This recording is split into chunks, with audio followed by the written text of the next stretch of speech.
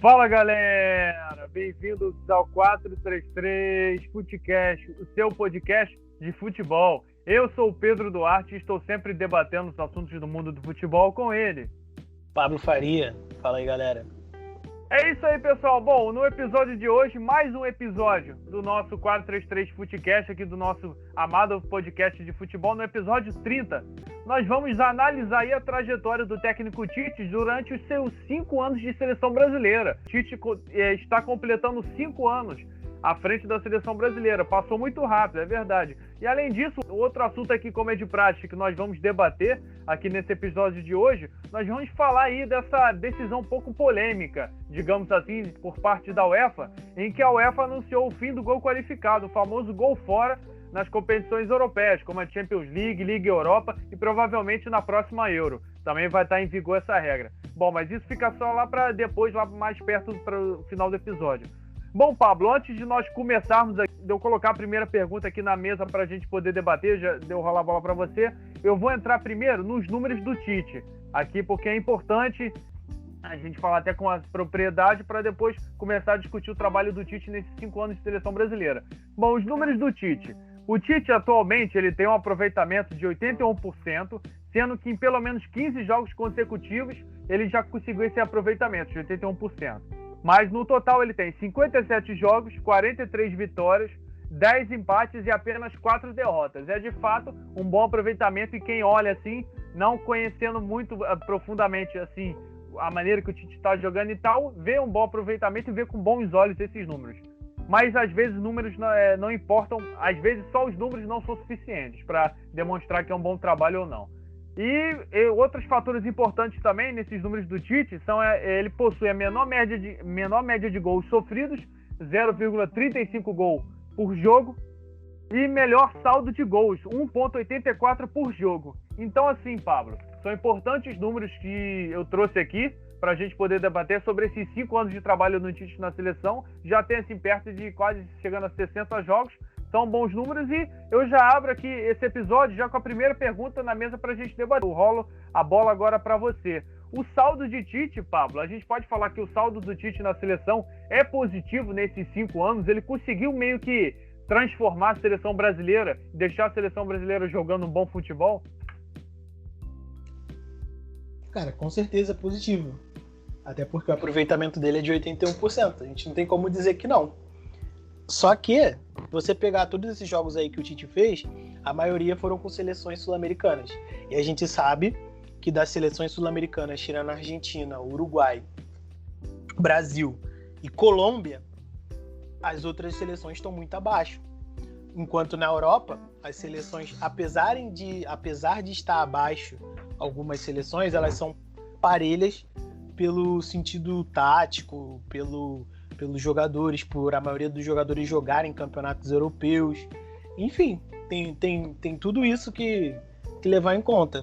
Então, o Tite faz um bom trabalho? Faz um ótimo trabalho, porque tem um aproveitamento absurdo. É um cara que só tem 4 derrotas. Comparando com o Jorge Jesus também só teve 4 derrotas. O Jorge Jesus, se você for comparar o trabalho do Jorge Jesus e do Tite, qual que é o melhor trabalho, tá ligado? Qual foi o melhor time? Qual o time que o Tite montou nesses 5 anos? Ou o time que o Jorge Jesus montou em 2019, começo de 2020?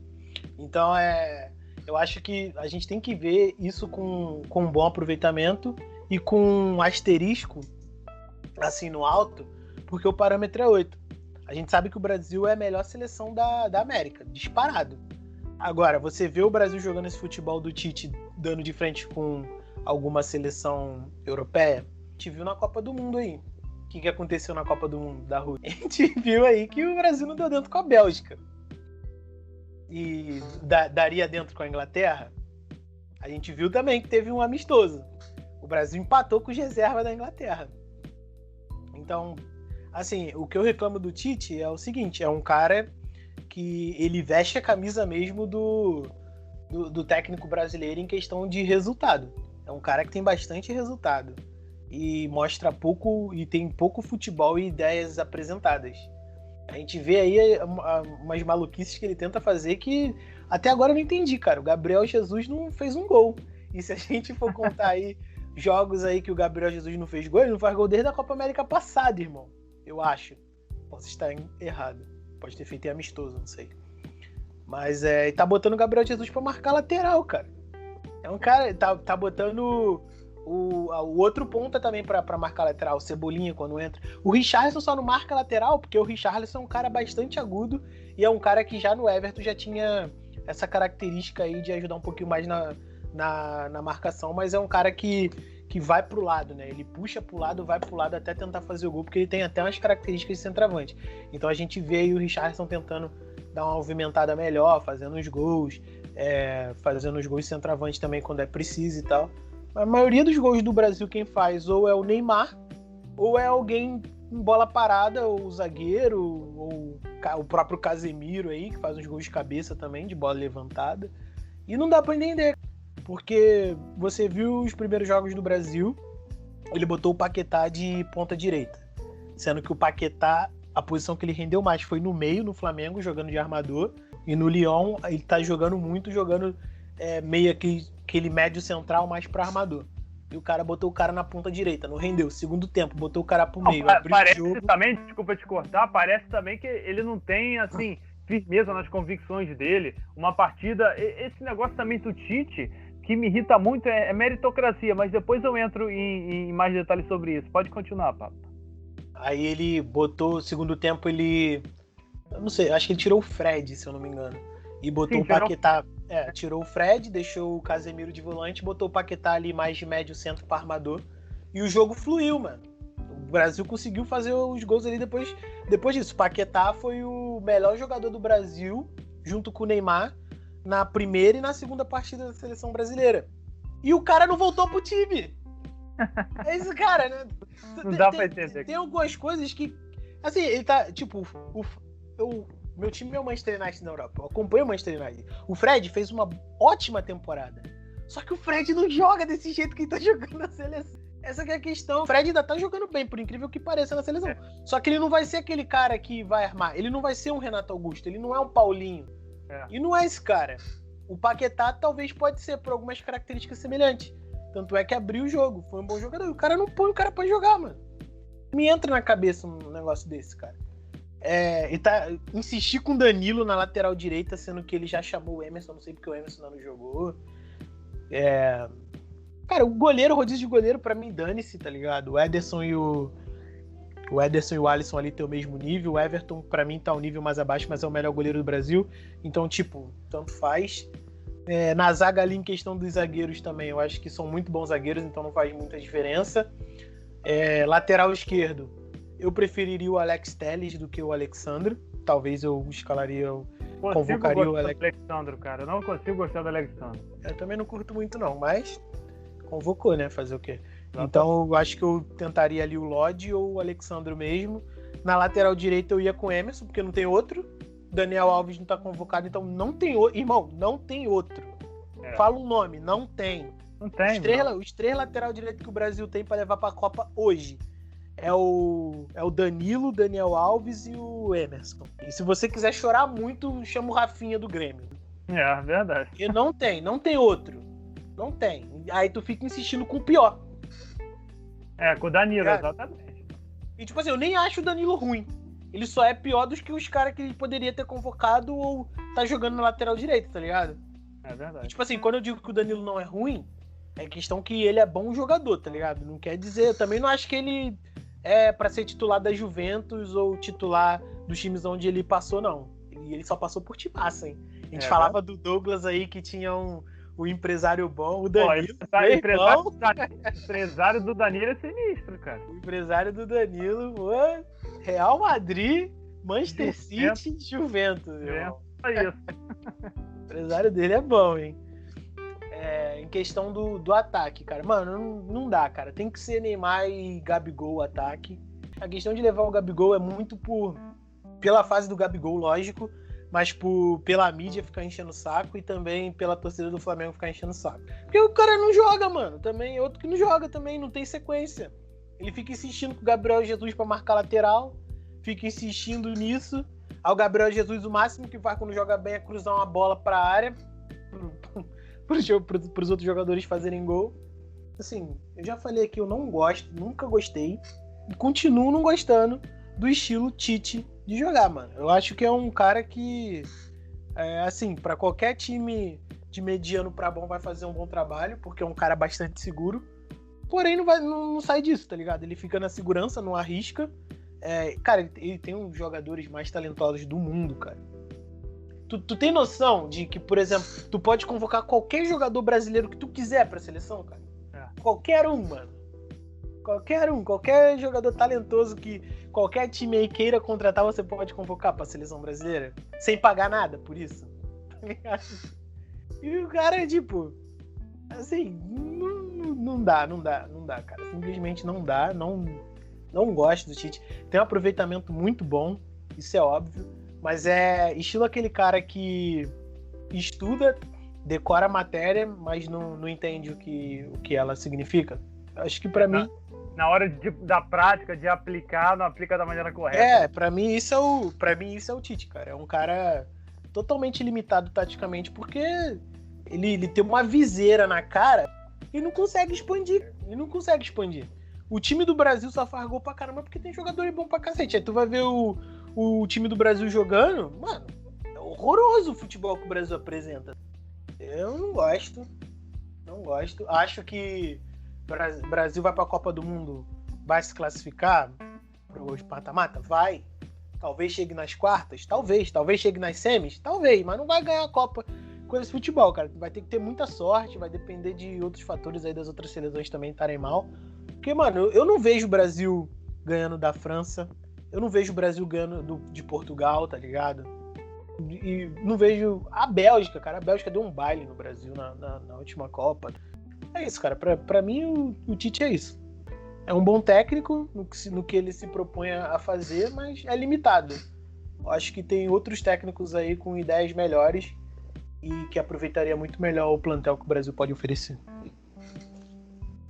A respeito do Tite, eu concordo com você também, em grande parte do que você falou, mas assim, ele tem um bom aproveitamento, esse 80% de aproveitamento. Foi como eu falei, os números demonstram bastante coisa, pode caracterizar como um saldo positivo, mas nem tudo a gente precisa se basear somente nos números. Nem sempre números positivos é sinônimo de um bom trabalho.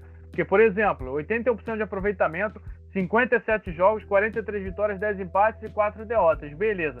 Sendo que uma dessas 4 derrotas foi uma das mais importantes e que todo mundo pega no pé dele, que foi a derrota na Copa do Mundo, para a Bélgica, lá nas quartas de final. Uma das mais importantes é que, como você definiu bem, ele tomou um baile da Bélgica e muita gente tinha esperança, inclusive eu, e acabou se decepcionando por conta do futebol que o Brasil apresentou, mas o Brasil também poderia muito bem ter ganho a partida, porque o volume de jogo que o Brasil apresentou no segundo tempo da partida, assim, foi uma coisa absurda, muito por conta também dos jogadores que o Brasil tem, que podem decidir a partida a qualquer momento. Mas, assim, falando do Tite, de maneira geral, eu também acho que o futebol que ele apresenta na seleção brasileira está devendo em muito ainda, tem muito ainda para desenvolver. Não sei se vai dar tempo dele tentar desenvolver esse futebol, assim, sair um pouco da casinha até a Copa do Mundo, que é no final do ano que vem. A Copa do Mundo está batendo aí na porta. E eu acredito, respondendo a pergunta, o saldo dele é positivo sim, os números estão aí para dizer que sim, 80% de aproveitamento, não é qualquer treinador que consegue isso na seleção brasileira. Uma das características importantes dele, que, conforme eu falei, ele tem a menor média de gols sofridos, cerca de 0,35 por jogo. Ou seja, uma das características do Tite, ele sabe armar um sistema defensivo e a zaga do Brasil, assim, não precisa nem falar, né? Porque tirando os laterais, você tem Marquinhos e Thiago Silva ali no miolo de zaga, isso justifica bem. Então a gente sabe que os times do Tite, os times que o Tite gosta de dirigir, primeiro ele gosta de ajeitar o sistema de defesa, o sistema defensivo, depois ele parte para outras ideias, tentando montar o esquema dele, um esquema assim, minimamente assim, ofensivo, que dê para jogar a bola.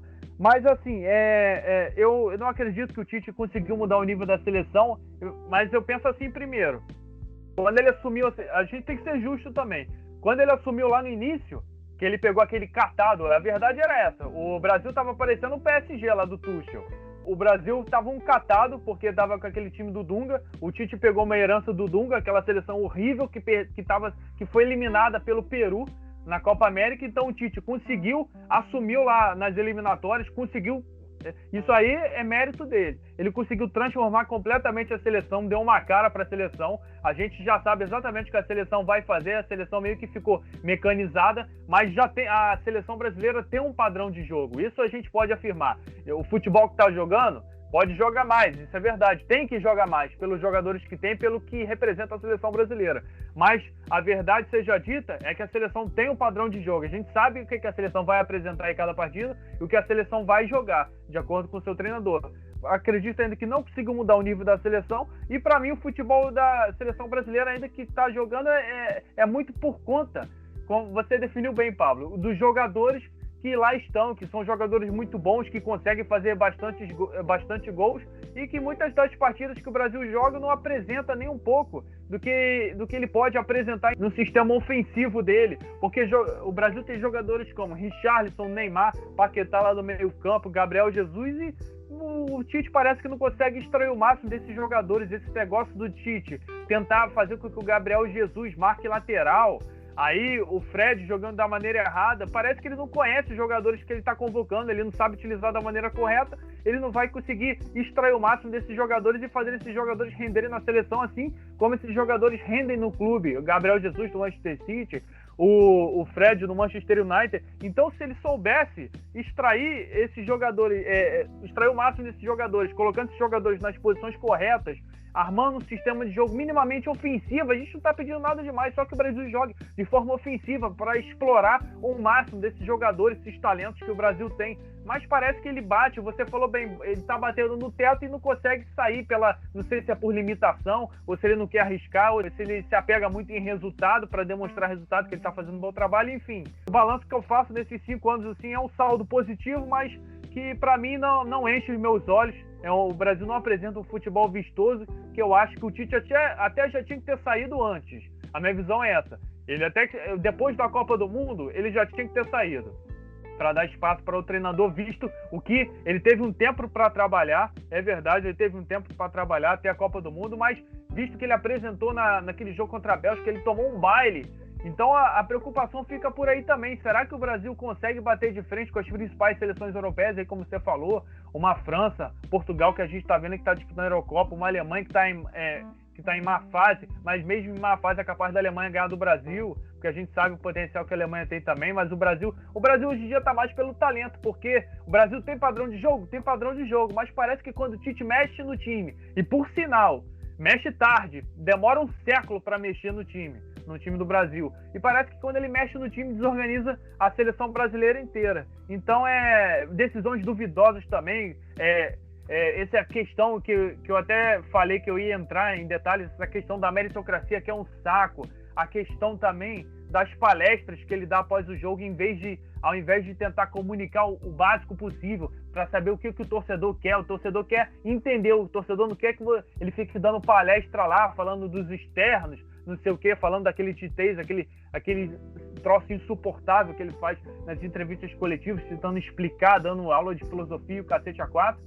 São essas coisas, eu acho, que vão minando o trabalho dele, e ele vai perdendo, fez ele perder no decorrer desses 5 anos grande parte da unanimidade que ele tinha com os torcedores brasileiros, porque quando ele assumiu, quando ele assumiu lá depois do Dunga, ele era o nome, todo mundo estava desesperado para que ele assumisse a seleção brasileira. Hoje em dia está todo mundo desesperado para que ele saia. Então o balanço desses 5 anos é bastante positivo, os números dizem isso, 81% de aproveitamento, mas o futebol que a seleção brasileira vem demonstrando, e perto de uma Copa do Mundo aí no ano que vem, é completamente decepcionante. Minha visão é essa. Eu concordo, cara. É o que eu falei, a gente não pode falar do aproveitamento dele porque tá aí, os números mostram. Tá mas é aquilo que eu falei, os números também não querem dizer muita... Sim, assim, exatamente. Não pode tomar os números como um trabalho assim por completo, sendo que o trabalho não tem falhas. É claro que tem falhas, os números são bons, mas o trabalho não exemplifica o trabalho de maneira geral, entendeu? Os números são bons, mas o trabalho, ao meu ver, é mediano. Não diria que é ruim não é, mas é um trabalho mediano, entendeu? Tinha tendência para ser melhor, porque o Tite é um bom treinador, ele tem os melhores jogadores assim em termos de talento, até mundial, mas assim, tem o Neymar lá, parece que ele também não sabe extrair o máximo do Neymar, escala o Neymar em posições erradas. O Neymar muitas das vezes tem que jogar sozinho, tentar se virar ali. Eu não sei se é o Neymar, se ele passa isso pro Neymar, que tem uma coisa que não me entra na cabeça, é o Neymar indo depois do meio campo pra pegar a bola pra construir jogada. Ele fazia isso no PSG, cara, aquele catada do PSG. Isso pra mim é um absurdo sem tamanho, cara, o Neymar ter que fazer isso, se propor a fazer isso, porque assim, tem uma coisa que me irrita muito no Neymar, é a questão do drible dele sem nenhuma finalidade ofensiva. Cara, isso pra mim, que o Neymar faz, esses driblezinhos que ele dá sem nenhuma finalidade ofensiva, pra mim, objetivo, né? Cara, eu fico olhando assim, pô, muitas das vezes é bonito pra cacete, é legal, ele dribla o adversário, deixa o cara no chão, mas não tem finalidade nenhuma ele ter feito aquilo, tá ligado? Só fez por fazer. Só serve pra ele tomar porrada também. Aí ele cai, fica no chão, ele leva a falta. Muitas vezes é falta mesmo, não vou dizer que não é, tá ligado? Dói pra cacete, então ele cai no chão. Talvez ele seja mais propenso a sentir dor, não sei como é que o Neymar reage a essa questão de dor. Mas, mano, se você sabe o que tá fazendo, por que tá fazendo isso, tá ligado? Porque nego vai pegar mesmo, porque você já tem uma fama. Aí você dá munição pros caras, os caras vão pra cima de você. E vai ser isso que vai acontecer, vai continuar acontecendo. E assim, se o técnico dá essa liberdade pro jogador, mano, você tem que corrigir isso, cara. Porque você tá botando a integridade física do cara em jogo. Ele pode se lesionar aí a qualquer momento. A gente sabe que o Neymar, nos últimos anos, tem tido históricos de lesões grandes. E lesões que ele fica tempo em jogos importantes fora. E não tem necessidade nenhuma dele ir no meio campo, atrás da linha do meio campo ali, para poder pegar a bola, para poder armar jogada, cara. Não tem necessidade nenhuma. Você tem o Fabinho que pode fazer isso. Você tem o Gerson que você podia convocar pra fazer isso. Você tem o Paquetá que pode fazer isso. Então, mano, não tem necessidade. É questão do técnico. É o técnico que quer jogar com o Casemiro, não importa como.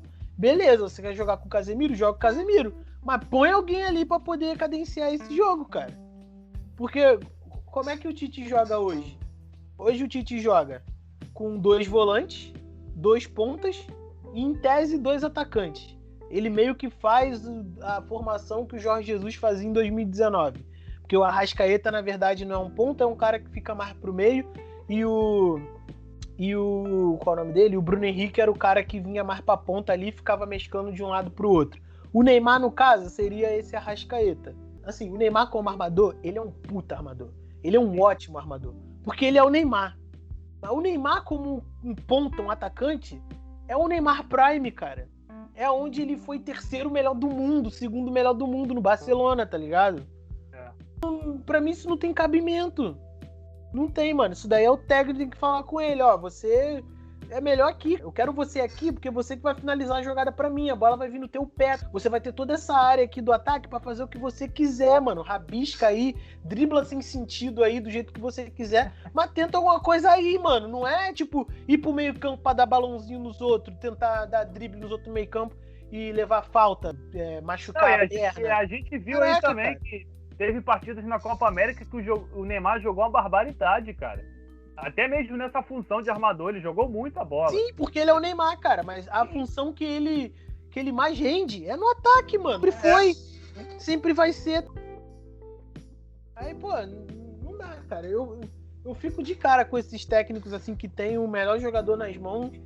A gente já viu o jogador rendendo mais do que ele pode com outros técnicos em outros momentos, em outros estilos.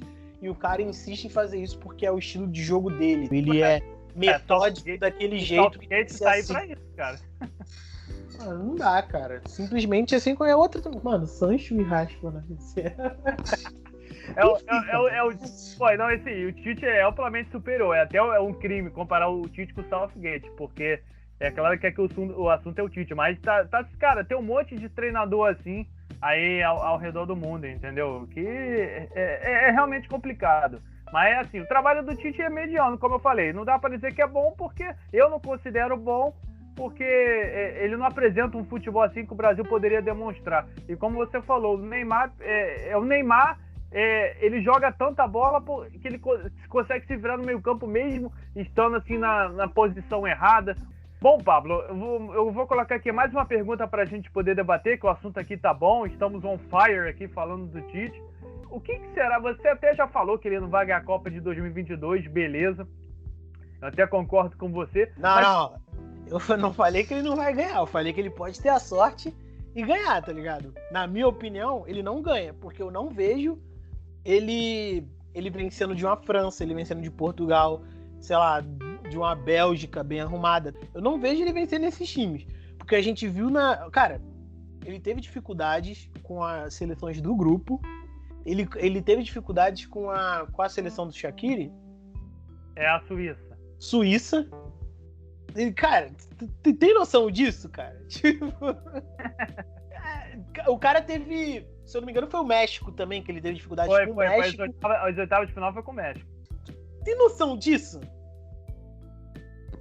Não, assim, fora as convocações dele pra Copa também. O Brasil, como sempre, na minha concepção, ele entra como favorito. Até porque pelo o time que o Brasil tem.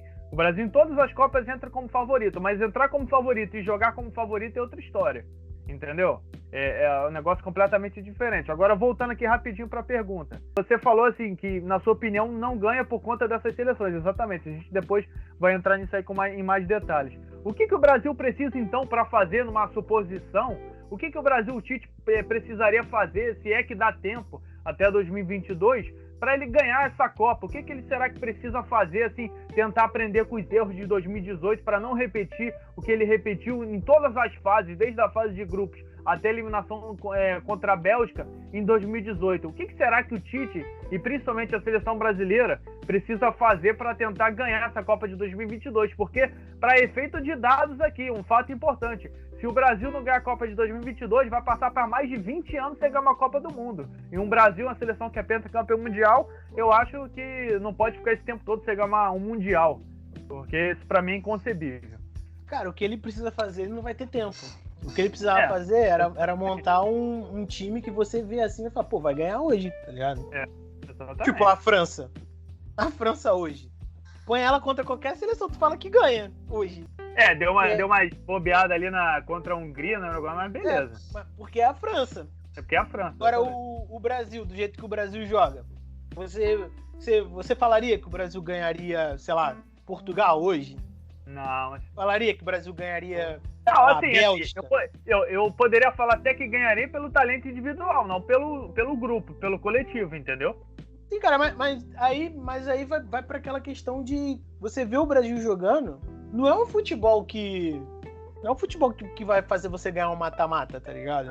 Não é, eu também acho que não. Porque, mano, o Brasil ganha, beleza, é superior a maioria das vezes contra os adversários que joga, pelos adversários ter um nível inferior, mas quando joga contra o adversário superior, o Brasil, tipo, ganha naquelas. Pode ter a sorte de ganhar naquelas em todas as partidas? Pode. Mas é muito difícil, cara. Porque a gente tá vendo agora na Eurocopa, tá ligado? Por um time vencer do outro ali, cara, é uma margem, tipo, pequena. Fora algumas exceções, é uma margem pequena, cara. Cara, a gente viu a Hungria. A Hungria, eu só conheço um jogador húngaro, que é o Szoboszlai, sei lá, que joga no Leipzig. É Szalai, eu acho. Szalai. Não, tem o Szalai e tem o Szalai. Szoboszlai, sei lá, um maluco lá que é puta. E se eu não me engano, tem um goleiro também, que é o goleiro do... Gulas. É o Gulas. Só com esses 3 jogadores, cara. E tu viu, eles quase eliminaram a Alemanha. No grupo da morte. Tipo, aí você vê esse nível de complexidade de futebol, de jogo que os caras jogam. Aí você vai comparar com o Brasil jogando aqui o último jogo que teve, que foi contra a Colômbia. A Colômbia sem o melhor jogador deles, que é o Rames Rodrigues, vivendo numa das piores fases aí da Colômbia nos últimos anos. Tipo, é uma coisa que, assim, cara, o Tite, ele é um peidão, ele é um bundão, tá ligado? Essa é a definição. É aquele cara que eu tô à frente da seleção, eu vou fazer, tipo, eu vou arriscar o mínimo pra vencer o jogo. E é isso que ele faz, mano. Ele arrisca o mínimo pra vencer o jogo. Tem trabalho? Óbvio que tem trabalho. Isso daí é inquestionável, até porque o cara tem 81% de aproveitamento. Só que é um trabalho mais metódico no sentido de defesa. É um time prostrado muito bem defensivamente. Só que no ataque, mano, Cara, tu tira o Neymar do time, Virando seleção comum, cara. tu tem dificuldade, tá ligado? O Brasil venceu a Copa América sem o Neymar? Venceu. Mas É verdade. teve dificuldades ali. O Everton Cebolinha teve que ser o cara e hoje em dia não tá jogando nada. Tá? Acho que ele peca por teimosia em querer insistir nesse estilo de jogo aí. Ele dá o protagonismo que o Neymar quer, porque o Neymar é o cara do time. Tudo passa pelo Neymar. Só que, mano, cara, o Brasil tem o Paquetá, que fez uma temporada sensacional pelo Lyon. O Brasil tem o Fabinho, que tá jogando em alto nível aí. Uns 2, 3 anos o cara não joga na equipe, tá ligado? Tinha o Firmino, que tava jogando pra cacete no Liverpool na época que o Liverpool tava amassando todo mundo aí e ele não usou o Fabinho. Entre outros, cara. Tem o Gabriel Jesus, que é sempre subaproveitado pra ficar marcando lateral adversário. Não, nessa própria convocação agora para a Copa América, ele convocou Everton Cebolinha, que não estava jogando nada, convocou Everton Ribeiro também, que não estava jogando nada, até prejudicando o Flamengo, os clubes brasileiros. Aí fez aquele negócio que a gente cansa de falar aqui, dessa punição, como você gosta de definir bem, Pablo, que é outra coisa também que eu acho que mina ele, esse negócio de punir o jogador, ou esse negócio de querer bancar o da verdade e tal, não sei o quê, vai ser convocado por mérito e tal, se recusar a seleção não vai ser mais convocado. Foi o mesmo caso do Gerson, não tá convocando porque o cara... Cara, eu vou te falar, vamos supor que o Gerson jogar lá atrás. Vamos supor aí que o Gerson é convocado. Eu vou te dizer que, assim, na cabeça do Tite, eu acho que ele não seria titular não, cara. Também acho que não. Eu acho que ele não seria titular não. Bem capaz de Gerson ser banco também. Realmente eu acho que contribui os fatores negativos, eu acho que pesam até mais do que os fatores positivos e do que os números apresentam no trabalho do Tite, porque a verdade é essa, eu acho que nem a torcida brasileira, os brasileiros estão a favor do Tite na seleção, mesmo demonstrando esses números, porque o futebol que a seleção joga, você já sabe que a seleção vai apresentar, você não vai assistir um jogo da seleção brasileira esperando que vai sair uma coisa diferente, você já sabe o que a seleção brasileira vai fazer, vai ficar lá atrás defensivamente, você sabe que dificilmente vai tomar gol, porque é uma seleção bem prostrada, tem uma das melhores defesas em termos assim, de seleções mundiais, mas lá na frente vai ser assim, cada um por si, não tem um padrão, tem um padrão de jogo definido, isso aqui eu já falei, mas assim, o sistema que está inserido os jogadores nesse sistema de jogo do Tite é um sistema assim que limita grande parte do talento desses jogadores. Enfim, é bastante complicado, porque os fatores negativos pesam muito mais do que os fatores positivos no trabalho do Tite durante esses 5 anos, que já era para ele nesses 5 anos ter desenvolvido conseguiu desenvolver o trabalho, como eu falei, tem padrão de jogo e tal, mas assim, convocações assim, duvidosas pedem respeito, esquema de jogo assim, dúvidas ainda, perto de uma Copa do Mundo, isso aí é uma coisa absurda, que ele já tinha que estar jogando com um sistema de jogo bem definido, jogando futebol assim, bom. A gente sabe que as seleções passam assim por diversos percalços, assim, diversas fases até chegar a uma Copa do Mundo, mas já tinha que estar jogando futebol minimamente assim competitivo, que joga assim, mas a gente não sabe, joga para América do Sul, mas a gente não sabe se vai jogar contra as seleções europeias, porque o Brasil também não faz muitos amistosos europeus. Complicado, assim, a gente vai ficar aqui 1 hora falando e não vai chegar a uma conclusão do que o Tite deveria fazer para tentar fazer a seleção brasileira jogar o futebol melhor, um futebol mais bonito. É o mínimo possível. A gente só quer o mínimo, que a seleção jogue mais. Não precisa nem jogar. É só vencer e convencer, cara. É só vencer e convencer, exatamente. Não precisa jogar toda a partida, o futebol vistoso. É só vencer e convencer. Não é jogando esse futebol que a gente tá vendo na Copa América. Agora, Pablo, mais uma pergunta aqui para a gente poder debater para, digamos assim, as duas perguntas, uma tá atrelada à outra, que aí a gente encerra o assunto Tite e parte para o assunto da UEFA aí, do gol fora, do gol qualificado.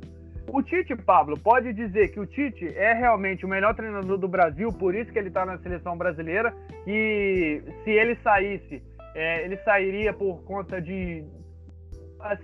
conta da CBF mesmo, porque realmente ele é o melhor treinador brasileiro e atrás dele só está o Renato Gaúcho, e por isso que eu faço a outra pergunta. E depois da Copa, assim, a Copa de 2022, ele não ganhando, ou ele ganhando também, eu acho que ele sairia, porque aí ele encerraria o ciclo de vez, que aí ele participou de 2 Copas do Mundo. Eu também acho que ele não ficaria mais, ele buscaria outros ares.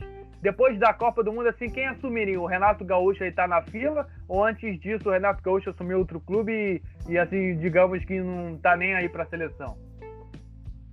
Cara, você pode dizer que ele é o melhor técnico brasileiro por ele estar na seleção brasileira.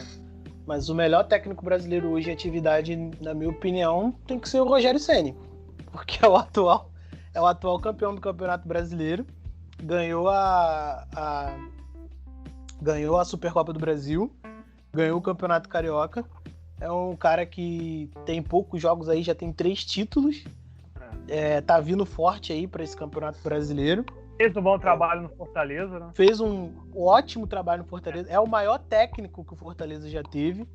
Então, assim, para mim, o melhor técnico brasileiro hoje no Brasil é o Rogério Ceni. A gente sabe que ele é um técnico jovem, mas para mim, questão de resultado e títulos é o Rogério Ceni, não tem o que se discutir. O Renato Gaúcho foi. Mas depois que ele ganhou aquela Libertadores lá, eu acho que assim, subiu muito ali no ego dele, né? Porque a gente viu que depois dali foi ladeira abaixo. Ganhou o Gauchão, beleza, mas a gente sabe que campeonato estadual no Brasil é título, mas não é parâmetro pra nada. A gente tá vendo São Paulo aí. É verdade. Então, assim, o Renato Gaúcho assumiria. Cara, o Renato Gaúcho tem uma proposta um pouco mais ofensiva que a do Tite, mas a gente tem que lembrar também que o Renato Gaúcho tem umas teimosia dele aí que vai... que tem umas teimosia louca também, então não tem como dizer, tá ligado? Eu acho que o que a seleção deveria fazer era abrir as portas da seleção pra estrangeiros, mano. É isso que o Brasil deveria fazer. Porque se fosse pra contratar algum técnico brasileiro, ficaria entre o Rogério Ceni mesmo e o Renato Gaúcho, cara. Eu acho assim que por estilo, né, ficaria por esses dois, mas aí também vai depender do outro técnico que esteja fazendo uma boa temporada no Brasil esse ano, né, ou pro ano que vem, que vai ser a Copa do Mundo, depois da Copa do Mundo, não sabe se o Tite vai continuar ou não. Então... seriam os dois nomes assim na fila pra, eu acho que assumir mais o Renato Gaúcho. Eu acho que no momento, assim, os nomes atrás do Tite ali é o Renato Gaúcho, mais pelo tempo, assim, pela experiência que ele tem maior do que a do Rogério Ceni, e depois o Rogério Ceni, cara. Eu acho que não tem outro. Tu olha assim pro mercado brasileiro, tem quem ali, tá ligado? Atrás do Renato Gaúcho e do Rogério Ceni. Eu não vejo outros não, cara.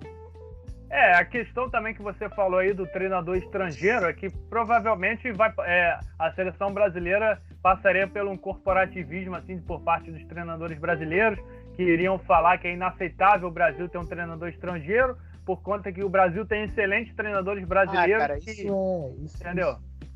Isso é um absurdo, cara. Cara, a técnica do futebol feminino é sueca, tá ligado? Sueca, Pia Sandhage. Isso não tem cabimento em nenhum sentido, cara. Se o Brasil fosse ter um técnico estrangeiro, por que os técnicos brasileiros então estão entre os melhores do mundo? Exatamente. A gente tem os jogadores lá entre os melhores do mundo, mas técnico não tem. Ao invés de pegar um dos técnicos melhores do mundo, hoje em dia, sei lá, um alemão aí, que hoje em dia talvez os técnicos alemães sejam os melhores do mundo, tem que ficar com o técnico brasileiro, tá ligado? Imagina um Hans Flick na seleção, sei lá, entendeu? Que ganhou tudo com o Bayern de Munique, o Klopp, sei lá, cara. O Guardiola já falou em entrevistas aí que gostaria de comandar a seleção brasileira. Imagina o Guardiola comandando a seleção brasileira, com o maior talento em futebol que ele poderia ter em mãos, tá ligado? Pra poder convocar. Eu acho que esse é um sonho, cara, que infelizmente a gente não vai ver nessa vida, porque é complicado. Porque eu acho que já tá mais próximo de acontecer, cara. Porque depois daquilo lá que houve lá, se é que é verdade... Do Xavi, né? Do Xavi ser convidado como assistente técnico, que infelizmente não deu certo porque ele queria continuar lá na Arábia, mas bem capaz... nem precisa ir muito longe. O Jorge Jesus que quer assumir a seleção brasileira. É verdade. Eu acredito também que tá mais perto de acontecer, mas enfim, a gente só vai saber depois da Copa do Mundo, que aí o Tite vai definir seu futuro, que com certeza ele tem vaga garantida até lá. Bom, galera, encerramos aqui o assunto Tite, falamos bastante aí desses 5 anos, desse saldo aí positivo e entre aspas também um pouco negativo, porque nós já discutimos aqui do Tite durante esses 5 anos de seleção brasileira, E agora nós vamos entrar aqui de sola nesse assunto aqui polêmico, digamos assim, da UEFA, sobre essa eliminação, digamos assim, esse anúncio do fim do gol fora, do gol qualificado. Mas antes de a gente entrar, Pablo, aqui para destrinchar mais precisamente esse assunto, eu vou ler aqui um comunicado que a UEFA falou referente ao fim desse gol qualificado, desse gol fora, que é muito importante assim, para o charme do futebol, que é na minha concepção, mas depois a gente vai debater mais. Bom, abre aspas. No comunicado da UEFA, destaca que as estatísticas comprovam que não há mais uma grande vantagem para o time da casa em relação ao visitante. E o número de gols em casa e fora também não são mais tão diferentes. Com isso, a regra do gol qualificado não se faz mais necessária. Bom, Pablo, dito isso, essa regra você acha, é a primeira pergunta aqui para a gente debater sobre esse segundo tema aqui desse episódio. Essa regra, será que veio para ajudar, porque aí acaba com meio que digamos assim, uma injustiça desse negócio de gol fora, o time que foi melhor tomou um gol fora que o time inferior, e o time inferior que jogou menos na partida, nos dois jogos, acabou se beneficiando por conta desse gol fora. Essa regra veio para ajudar, ou de certa forma essa regra meio que tira o charme das competições do futebol de uma maneira geral, porque essa regra do gol fora, do gol qualificado, sempre foi peça importante no futebol assim de maneira geral. O comunicado que eles fizeram é só para tentar justificar uma coisa que na verdade a gente sabe que a única razão para eles fazerem isso é aumentar a competitividade, porque eu já falei contigo em off e eu dei o exemplo. Suponhamos que eu vença de 2-1 em casa. O outro time só precisa de 1-0 para se classificar. É verdade. Só precisa de 1-0. Aí tem aquilo. Eu vou jogar como lá? Vou jogar defensivo. O time deles lá vão jogar como? Vai partir pro ataque. Sendo que se o time deles fizerem o gol, o time deles se classificam. E eu perco. Sendo que no agregado foi 2-2. Então, assim, você tira o gol fora, você aumenta a competitividade, porque você faz com que a equipe queira ganhar os dois jogos, ou então, pelo menos, tente ganhar os dois jogos para não sofrer, nenhum tipo de revés em questão de resultado, ou então uma ida para prorrogação, porque, mano, eu particularmente aceitava porque era regra, mas na verdade, para mim, tirando o negócio do gol fora, pra mim tá bom, cara, porque é o justo. Se o agregado for empate, tem que ir pra prorrogação. Não é o time que fez o gol fora ganhar só porque fez o gol fora. Isso não faz sentido nenhum, cara. O que valida um gol fora valer mais do que um gol em casa? Nada! Só um mando, tá ligado? É só um mando. Nada, mano. Então, assim, isso pra mim não é grande coisa. Pra mim é até melhor assim, desse jeito. Fica mais justo, fica mais competitivo. Por exemplo, se eu fizer 2-1 e depois tomar 1-0, vai ficar 2-2 e vai pra prorrogação. Então isso é justo, porque no agregado foi empate, na soma dos placares foi empate, então tem que ir pra prorrogação ou então pros pênaltis. Eu acho que o gol fora era regra, aceitável. Mas em questão de justo ou não era justo. Porque é isso. Porque o time fez 1-0 só. Tomou 2. A gente acha justo só pra quando é o time da gente, que vai fazer o gol fora e se classifica. Não, cara, mas é lógico, quando é o time da gente, a gente, porque é regra. Mas em questão de justiça. Porque, por exemplo, no agregado foi 2-2. Por exemplo, eu venci o jogo por 2-1. Tomei de 1-0. Foi uma vitória pra mim, uma vitória pro cara, tá empatado. Então, qual seria a lógica disso? Se foi empate, o cara tem uma vitória e eu tenho uma vitória. Prorrogação, pênalti e ver quem vai vencer. Esse é o justo. A questão do gol fora é que, o cara fez um gol fora e isso tá na regra, então ele vai vencer a partida. Beleza, a gente aceita porque tá na regra. Mas nada justifica o gol fora valer a partida, tá ligado? Pro cara. Não tem lógica isso de gol fora, se você for parar pra pensar. É só uma regra que eles inventaram. É lógico que na época eles devem ter dado um motivo, mas pensando muito, não tem motivo. Porque justo deu empate e vai pra prorrogação pênalti. Na minha opinião, pelo menos, né? Eu concordo com você definiu bem. Eu acredito que a UEFA também soltou esse comunicado, mas o principal fator que está por trás é a questão de tornar as partidas e principalmente as competições, desculpa pela redundância da palavra, mas as competições mais competitivas, porque de certa forma essa questão, eu acho que é uma regra que vai vir para ficar. Eu acho que depois a FIFA também deve adotar, não sei, mas a UEFA assim está sendo a pioneira. A gente já está tendo esse movimento aqui, né? Na Copa do Brasil, se eu não me engano. Na Libertadores eu acho que ainda não. Não, na Libertadores ainda não tem, não. Só na final, se eu não me engano, que não tem. Na final tem. Pô, na final não tem nem como ter, agora é único, pô. É verdade, agora é único. Mas ainda quando eram 2 jogos, não tinha essa questão de gol fora.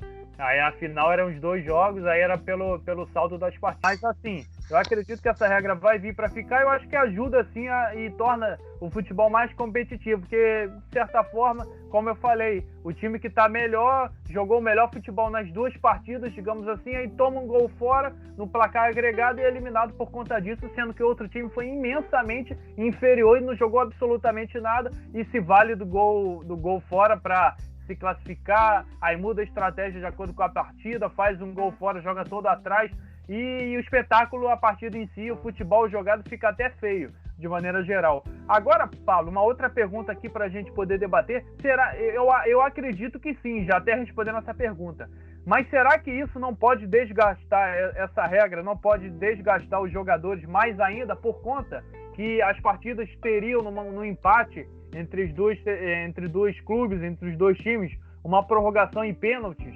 Isso me desgastaria mais ainda, porque com a questão do gol fora, aí elimina essa questão de prorrogação em pênaltis. Por um lado é bom, mas por outro lado é ruim também, né? Mas aí depende também, porque eu não sei em qual competição não tem prorrogação, vai direto pros pênaltis. Acho que é no Carioca, não lembro agora. Mas tem a competição que é assim, empatou, vai direto pros pênaltis. Acho que é o Carioca, não é? Não tem prorrogação. Sim, o Carioca vai direto pros pênaltis, tem prorrogação. Não, vai direto pros pênaltis, aí você resolve nos pênaltis. Aí depende do que a competição quiser botar, entendeu? Mas é o justo, cara. Deu um empate, tu tem que tirar o resultado de algum lugar. Ou vai pros pênaltis ou vai pra prorrogação. Sei lá, antigamente o gol de ouro, eles tiraram o gol de ouro, porque também era injusto. O gol de ouro. Muito injusto. Então, tipo, é prorrogação. E se não tiver prorrogação, vai pros pênaltis. Ou então põe pênaltis direto, que cada equipe vai ter uma quantidade de jogadores para tentar levar o resultado para casa. Eu acho que essa questão de desgaste é relativo, cara, porque vai depender do time se for empate.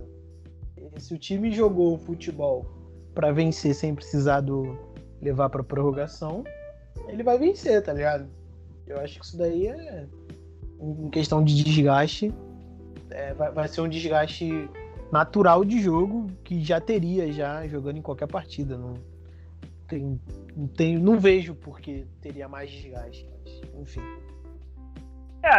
Eu falei que eu acreditaria que teria mais desgaste, sim, porque por conta dessa prorrogação em pênalti, porque de certa forma um gol fora, ele eliminaria essa possibilidade com o time jogando, sei lá, em mais de 200%, dando o máximo no tempo normal para evitar que, por conta de não fazer o gol fora, a prorrogação em pênaltis aconteceria e aumentaria o desgaste do time no decorrer da competição, no decorrer da temporada. Aí, desculpa te cortar, a gente já teve um exemplo disso na final da Liga Europa. Da Liga Europa, isso. Que foi a final do Manchester United contra o Villarreal. O imbecil do Solskjaer, ele assumiu a tática de que iria vencer o jogo nos pênaltis, tá ligado? É verdade. Foi isso, assim, a gente viu o Manchester United se resguardando ali pra levar pros pênaltis, irmão. Foi isso que aconteceu. Então, vai dar tática, eu acho aí, de que cada time vai querer usar, tá ligado?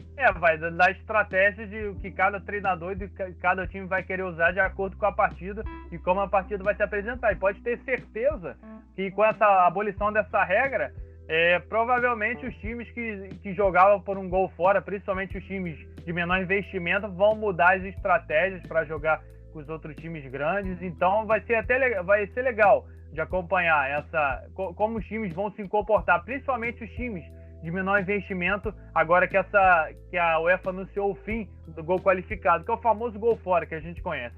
Encerramos esse episódio, foi bastante legal aqui, a gente analisou por completo o trabalho do Tite à frente da seleção durante esses 5 anos, resta saber como é que a seleção vai se portar até a Copa do Mundo de 2022, mas assim, o trabalho é bom, a gente discutiu que o trabalho é bom, o aproveitamento é bom, mas o futebol, infelizmente, apresentado não é dos melhores. E a questão também dessa regra, eu acho que vai vir para ficar uma regra bastante importante que vai ser bastante interessante. A gente acompanha. Lembrando, galera, que essa regra só vai vigorar na próxima temporada nas competições da UEFA, as competições europeias, como Champions League, Liga Europa, a próxima Eurocopa, não nessa agora que está acontecendo, é claro. Então vai ser legal de acompanhar, e principalmente, como eu falei, como os times vão se portar, né, sabendo dessa regra, que vai ser legal de acompanhar a estratégia de cada treinador e de cada equipe de acordo com a partida. Bom, Pablo, agora deixa esse espaço aqui para a gente divulgar as nossas redes sociais. Lembrando sempre, galera, eu gosto de lembrar aqui no final de cada episódio, não esqueça de visitar lá o nosso canal no YouTube, de mesmo nome aqui do podcast, o 433 Futecast, sempre com um conteúdo semanal para vocês, com vídeos bastante legais e interessantes, sempre abrangendo o mundo do futebol. Lá tem o Mercado Futecast, o Quem é Melhor, tem o Debate e Análise, que é o carro-chefe lá do canal. Não deixe também de se inscrever no nosso canal lá no YouTube, que vai ser muito legal para vocês acompanharem os nossos conteúdos semanais. Pablo, faça as honras e divulgue as suas redes sociais para os nossos ouvintes, por favor. @Pablo Faria com 2 Is em tudo. E @BlackCashball também, dá essa moral lá, galera. Como sempre, fazendo merchanzinho jabá básico aí, né? Vou permitir porque eu faço parte, então tá tranquilo. Bom, galera, as minhas redes sociais, você pode me achar lá no Facebook, Pedro Duarte, e também lá no Instagram, @PeDuarte92. É isso aí, pessoal. Um abraço e até o próximo episódio. Valeu! Valeu! Tchau, tchau!